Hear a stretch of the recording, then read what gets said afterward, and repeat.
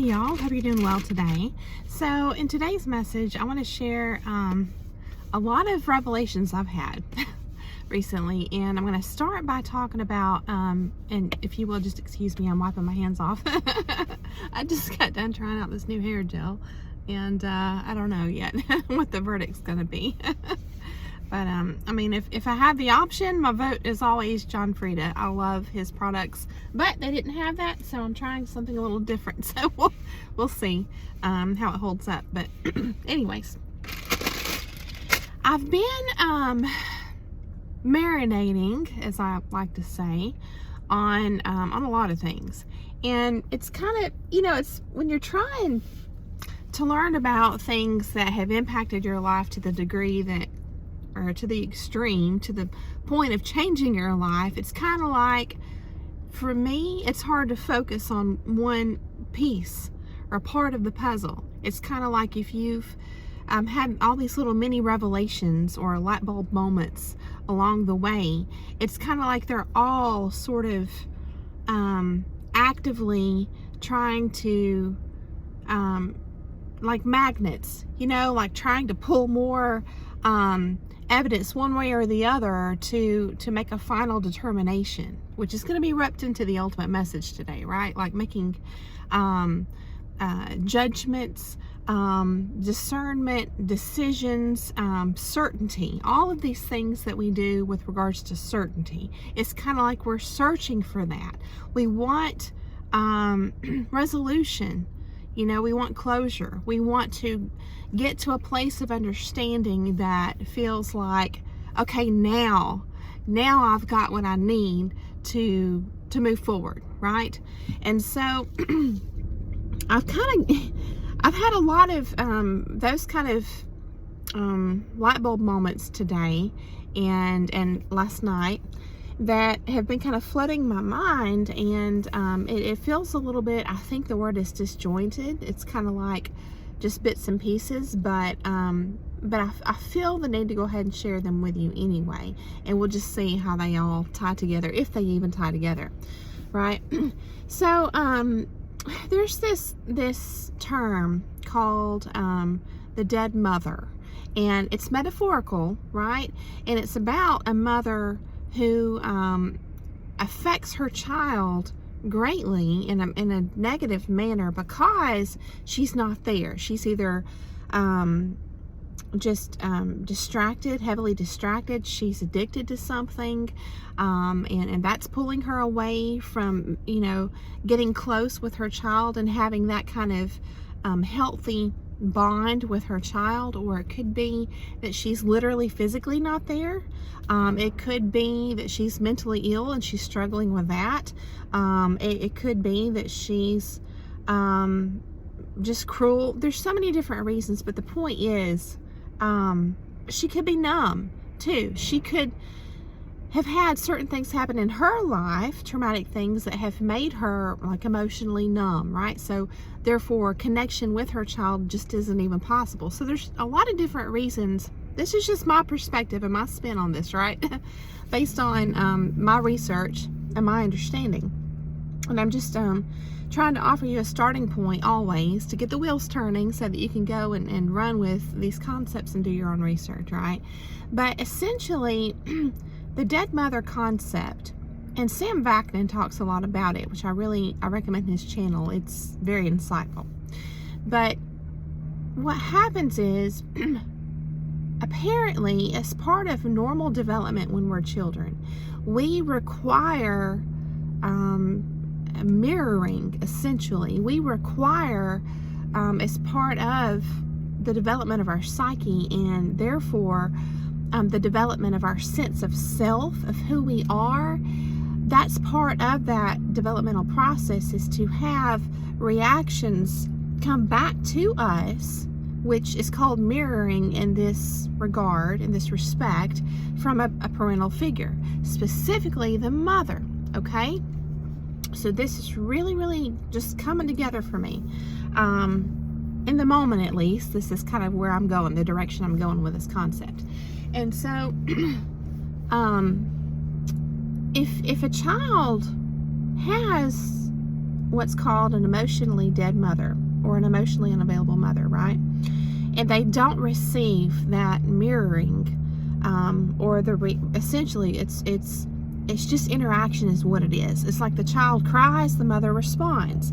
The child, the child laughs, the mother laughs with the child.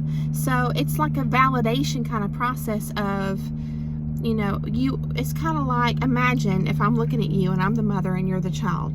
Let's just do this exercise for a minute. And you're this little infant, right? It's kind of like, as you look at me and you're laughing and I'm looking back at you and I'm smiling and I'm laughing, then that's showing you, that's like proving to you that you're an actual physical material being in this world. It's kind of like it gives you context in that manner, that you know that you're your own separate, unique self by observing my reactions to you. It's like proving to you that you are your own unique self, right? Okay. So, and there was this whole study that was done, I think back in the 60s or 70s. It's just awful, but it's where mothers were interacting with their children, and then they were instructed to just go blank and just stop reacting, and the children got really distressed from that, right?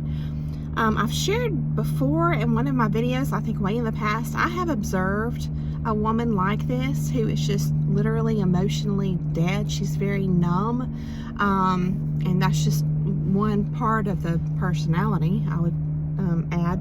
But it's a very strange thing to witness when someone has this deadness in their eyes and they're just flat, right? It's very strange. But essentially, this kind of makes sense if you think about the compulsion that people with narcissistic personality disorder, or even, if you don't know that they have the diagnosis, people that have those qualities, right, who seem narcissistic to you. If you notice, that's the whole point of that. Like one of the main aspects, at least, right, at the minimum, of narcissism is they do things for reactions. It's like they're addicted to getting reactions from people, and it doesn't matter if it's good or bad, which is why they'll poke at you and bully you and all this other stuff. It's like they have to have reactions, and in that manner, see, this explains why you might say, they seem to be stuck developmentally in that infant stage, because they never got that, either because their mother wasn't there, they abandoned them, because their mother had issues and was literally like a wall, like a brick wall, just incapable of that emotional reflection, like a mirror, right, back to the child. So they never got that validation, and they never got to really start the process of individuation. I think maybe that's the right term here, I'm not sure, but they essentially never developed their sense of self, and that explains why they have the compulsion, they have the addiction, that they absolutely have to have consistently. It's almost like, because it didn't happen when it was supposed to happen, maybe timing is just crucial. And maybe if it's, they're trying to still get it, but it's so late in their life, like even if they're adults, adolescents or adults, maybe at that point it's kind of like they're still striving for that process to take place, but maybe it just can't happen because it seems like their cup is never full. They can get all the attention in the world and it's not enough. See, they can have a devoted, loving spouse and it's not enough. They can have a dedicated, loyal friend, or a great opportunity at a company, but it's not enough. Nothing is ever enough for these people. So it was just very enlightening to me to realize that. So I decided today that I was going to switch up my routine and try something different, right? And just a little side note, a little break from the heaviness of all these topics, right? And I wound up going back to my coffee. I was going to start out my day. I was like, I'm not going to drink coffee today. I had lemonade on my mind for some reason. I don't know why. And I always know it is going to be a tough day to pull together material for a video. It's like, it's on my heart to make a video some days, but it's like I'm grasping at, you know, what do I make a video about, right? So I was like, I really want lemonade. Maybe I can look into the symbolism of lemons, and you know. And so I actually have my big book of symbols that has nothing to do with, there's nothing in there about lemons or limes or citrus or anything like that whatsoever. So I kind of had to, is the term table that? I had to table that, I guess. I don't know. Maybe that could be totally wrong. But here I am back with my coffee. But I am still proud of myself. I just want to encourage you too that, like I was saying yesterday, healing is not linear, and it really is a putting one foot in front of the other kind of thing, because how you perceived reality was shattered. It was totally shattered, right? So I got up this morning and I actually got on the treadmill for a short time, and I used to be very active. I love to walk, I love to jog. I was more committed to my yoga than I am now, and I'm still in a program to learn to teach it, and I still love it and value it greatly, but I need to get back into it more, as well as my jogging too. So I'm just trying to rework my schedule. And anyway, but let me pull my notes out. So yeah, I had to share that with you all about the whole mirror, what they call the mirroring process, which is essentially reflecting. It's, you know, a mother giving the just normal, what should be normal and healthy reactions back to the child, which tells the child, you know, that okay, I'm actually out of, you know, the great void or heaven now, or my mother's womb, and I'm actually in this world. It's kind of like it helps the child get oriented, you know, like with their psyche. And so when they don't get that, it's kind of like, it just made sense. I was like, yeah, that's exactly what narcissistic people are after consistently. It's just reactions. And then what does it do? It empowers them. It makes them feel empowered, because suddenly they feel like a somebody now. You see what I'm saying? Even if it was a negative reaction, or they rattled nerves or whatever they did, it doesn't matter, because they feel like a somebody. They matter because they affected another person in some way, which is why, and we're going to get into this, when you work with someone like this, you're a friend with someone like this, you are dating someone like this, or you marry someone like this, or it's your parent or whatever, okay? If you'll notice, these people are typically, from my experience anyway, they are very intense. I'm getting really hot. I guess I'm passionate about this. Plus, it's really hot. The weather down here in the south is like crazy, right? It's very strange. One day it's exceptionally warm, which is why I'm wearing my summer clothes, and then other days it's cold and it's hard to know how to dress. So anyway, I finally just gave up on trying to wear my winter clothes, and I was like, I'm gonna wear a tank top, and I'm still hot. So you never know, right? It's just and it's only gonna get hotter, but it's okay. It's okay. I enjoy summer, but I enjoy all the seasons, really, to just put it out there. But what happens is, with these people, you know, your interaction, your experience with them is typically one of, it's one of duality. It's one where you're like, man, this person seems to care more about me than anybody else ever has ever. I mean, even if it's a friend or whatever, it's like, which is, you know, the term used in the community online to discuss narcissism is love bombing, right? And it's happy Valentine's Day, by the way, if you're watching this on the day it's published. But it's intense. It's intense in a positive manner. Okay? But you're forced to accept your engagement relation, you know, with them, your involvement, whatever your relationship is with them. You're forced to accept a duality. It's kind of like a package deal, because not only are they intensely positive, but they can be, some of them can be intensely negative, but some of them can be negative in an underhanded manner, right? Covertly. And that's hard. that's hard because I think it's just human nature for our minds to kind of work in a polarity type of way, where it's like you're always searching for determination, discernment, to figure something out. And what I've found, and I talk about a lot on my channel, is that the truth is not either or, it's both and. The truth comes back to me time and time again as being paradox.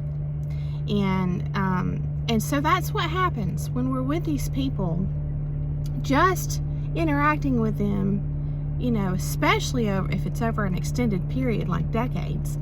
Then you become expanded. And what happens when you become expanded? It's kind of like, I had some phrases come to mind earlier. One of them is like, sometimes we say, our mind is blown, right? Something is blown up, okay?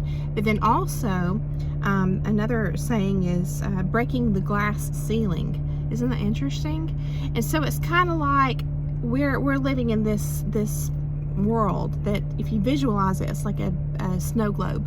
It's contained, and there's a dome, right? And you're cozy in there, right? It's familiar. There's certain laws, like natural laws that explain to you how things work and help you to discern, all the different, experiences and parts and pieces of it. And when you get involved with this person, they break those laws of nature. That's what happens. They are not, they don't fit into what you know. They are a living example of paradox. They are the Jekyll and Hyde, especially the covert type people who are the wolves in sheep's clothing. I don't know. Maybe there are people who are one way overtly and another way covertly. Maybe they don't mean anything bad by that. But I can't imagine it being that way. It sort of feels like if there's a duality and you're aware of that consciously, it has to be, I don't know if the word would be malignant, or it seems like there has to be bad intentions, But I'm still learning about all this stuff. And so, I really like to focus most of my content on talking about people with bad intentions, which is why I say that. People with bad intentions, wolves in sheep's clothing, because that's who you really have to look out for, But I guess anybody who, because again, it's a spectrum, right? But to me, deceit is deceit. A lie is a lie is a lie is a lie. It doesn't matter the degree. That's just how I look at it. But these people are the living example of paradox. So that's what shatters your glass ceiling. That's what, that's what blows your mind, right? That's what cracks wide open your perception of reality. And so, yes. I have so many notes, and I'm going totally outside of my notes, and I guess that's okay. But, yes. And so, finding our way back, that's what we're doing. And I just want to encourage you that when I say finding our way back, what I'm finding to be true is we're not going to find our way back. We're not going to go back ever, because we have had our life proved to us through interacting with these people, or even observing these people, or whatever.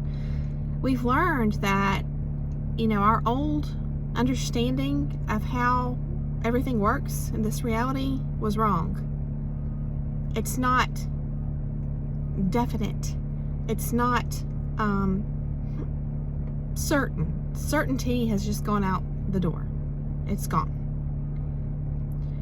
It's not, one thing or the other. It sometimes is both. Because here's the thing. For a while, and I hope this helps you, this shift in my mind I'm about to explain to you really helped me. I hope it helps you. For a while, I was struggling in my mind to make sense of things, right? Sometimes we describe this as gaslighting ourselves. I don't really know. But it's kind of like, you lived with a duality in this person. You may have had a lot of times that were good, and you felt like they were actually good in a lot of ways, and it just was good. But there was something always off, and that became more prevalent or obvious at sometimes more than others, but there was still something over here, and you knew it was different. This relationship was different because you don't have this duality with the other people in your life. So you're like, there's something I just can't put my finger on, I don't know, right? So you kind of on some level knew there was a duality the whole time. Okay. And the whole time you're trying to make sense of it. All right. Let's just say you got out of the situation and you found out about this other side. Like you found out about the Hyde, right? The Mr. Hyde part. Okay. So the question is, does that mean that Dr. Jekyll wasn't real? Because you lived it as real. You lived times and you experienced moments in your past, in your history that they were good. They seemed good, right? Even, here's the thing, even if they were not in alignment with this person's true intentions, they still happened that way. You don't have to deny your reality like that. If you went on a trip together and you had a good time, then that's that. It's true and real, right? So that, do you see what I'm saying? It's kind of like I was trying to invalidate all of the good and say, once I found out about this, which I always suspected, it's kind of like I just wanted to say, oh, this was everything and all that was just, fake. Well, no, it wasn't, because you lived it. So just coming to this realization, making this shift that this person truly was a living paradox helped me. And so, and let me just share this too. I think I heard this on Sam Vaknin's channel. I don't remember. But something was said recently on some video I saw that, and I hope I have this right, it was like the difference in, a subjective fantasy type reality between a psychopath and a narcissist, right? Let me just share this. This is how I remember it anyway. So I think what was said was psychopaths create a fantasy world for you, catered to you, but ultimately for their benefit. Like, a smoke and mirrors type situation that you think is great, right? Almost like a perpetual love bomb type situation, fantasy land. And that's almost like serving, they're keeping you, on the shelf, just kind of distracted so that they can go and live their double life or whatever. You see what I'm saying? And maybe potentially have bad plans for you and the relationship. I don't know.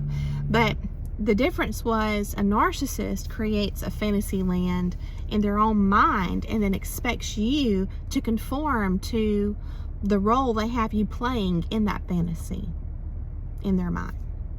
And when you don't fall in line with what they expect, how they expect you to be, physically, your personality, everything, then they're irritated with you. They're frustrated. They're disappointed in you.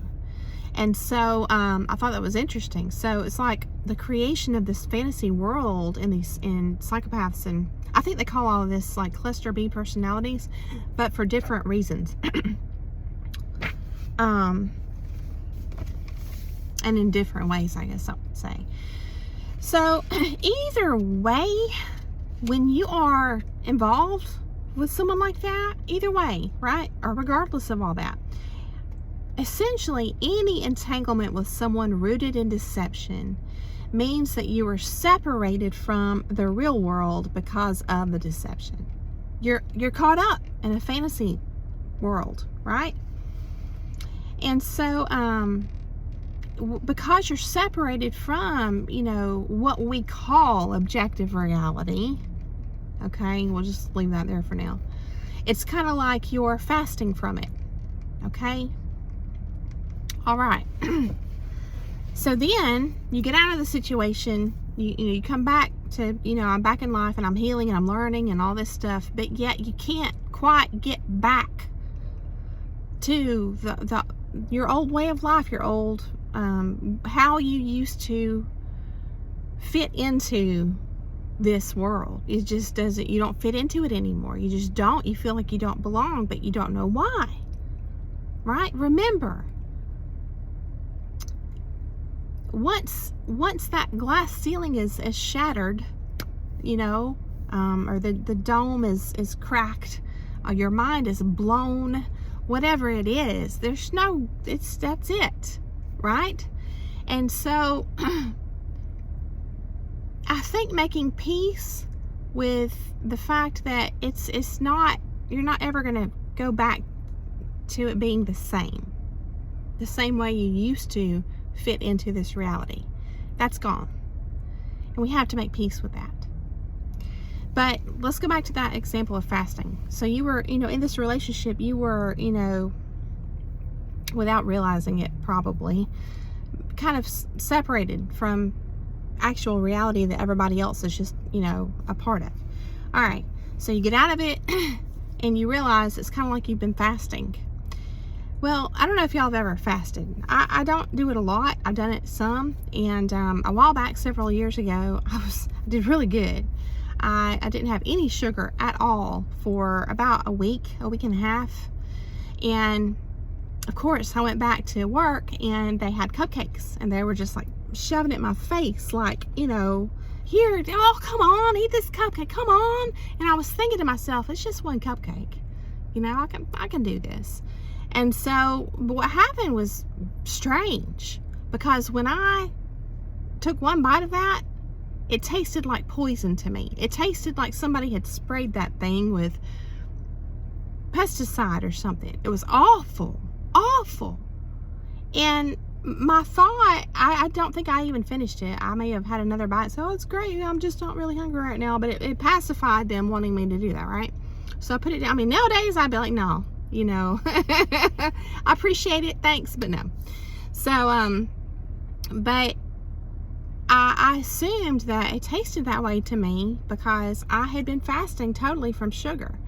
And so you see how it was kind of like, and I don't know if you've noticed this too with your taste buds, that kind of seems to be true. It's kind of like if you're trying to start eating more healthy and you pick up, let's say, grapefruit or whatever it is, it may be really hard to eat because you don't like the taste at all for several days. But if you persist, I've noticed your body starts to crave it. And so it's kind of like we have that willpower over our taste buds, which is interesting, but you have to push through, for a little while. So, re-entering the world again, the objective world again. First of all, the isolation we go into while we're trying to make sense of things, it gets kind of comfortable. It really does. It gets really comfortable. And yeah, you kind of miss the interaction with people, but you understand there's safety in being extra selective, in interacting with people anyway, so it's kind of like, okay, what do we do? I love the saying, and I hope I'm saying this right, I think from Jiddu Krishnamurti. It says, it's no measure of health to be well adjusted to a profoundly sick society, right? And if you think about society and how there's like this, I don't know if the term is determinism, but there's like this certainty. It's kind of like society lives in absolutes, and categorization and just, academic type mindset. But it reminds me of this other saying, which is from Albert Einstein. And it says, the true sign of intelligence is not knowledge, but imagination. And I love that because, and he's also been known to say, to elaborate on that and basically say how knowledge and intelligence, they have their limits, right? Imagination has no limits. So I'm reminded too in the Bible where it says, it's talking about love and how love believes all things. So that's just it. That's just it.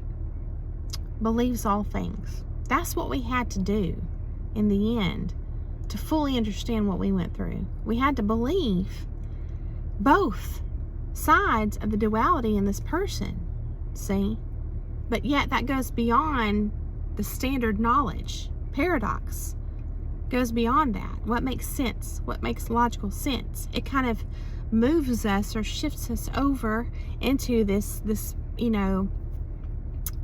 place of imagination, creativity. It just kind of expands us in that manner, right? It places us somewhere where there's not so many limits. There's not a limiting structure placed over top of us anymore. That's gone. And so, yes, it's expansion, right? And as we're living in this new way of living, it's like a state of knowing that the more we learn, the more there is to learn, right? Okay. So, yes, I've already said that.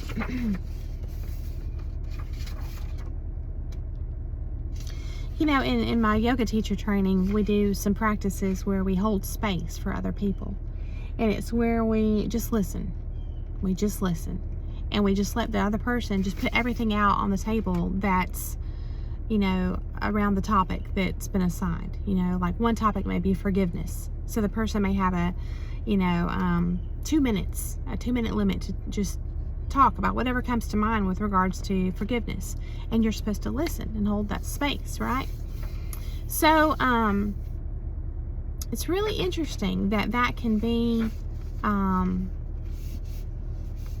it can have different effects on different people, because what that person is getting is they're getting attention. They're getting undivided attention, because a lot of times in conversation, the other person is, not really so much, they're not listening to understand, right? Or to really hear you. They're listening to respond. It's kind of like their mind's already thinking about, the first 2 or 3 things you said, and they're tabulating their response, and they're missing everything else you're saying. So it's kind of like, it just reminds me of that mirroring, part of the development process, for an infant. Just solidifying a person's place in the world because they are being seen, because they are being heard, and that's shown through the person's response or reaction to them, right? So it's just one way I feel like that it's kind of therapeutic. It could be a therapeutic type practice, just like the example I gave in my video yesterday, where there can be a reenactment in group therapy, supervised, obviously, and very carefully supervised, I would imagine, so that a person can have the responses back when they say how they truly feel, so that they feel validated in that way, right? It's really interesting. But essentially, I just want to wrap up by saying this. The truth is like in the Bible, when Jesus says, I am the way, the truth, and the life, and no one comes to the Father except through me, right? And then love is described, God is described as love. And love is described as believing all things. So I just want to encourage you that even though it feels like you don't really know where you fit in this world anymore, after having gone through whatever this is you've gone through, I just want you to feel comfort in that, I believe that you've just been shifted in a manner that you're maybe just a little bit closer to God. You're maybe just a little bit closer to understanding love, true, real love, which is truth, right? So truth is not confined. Truth does not fit nice and neat into a little box. It's outside the box. It's 2 boxes at once and more.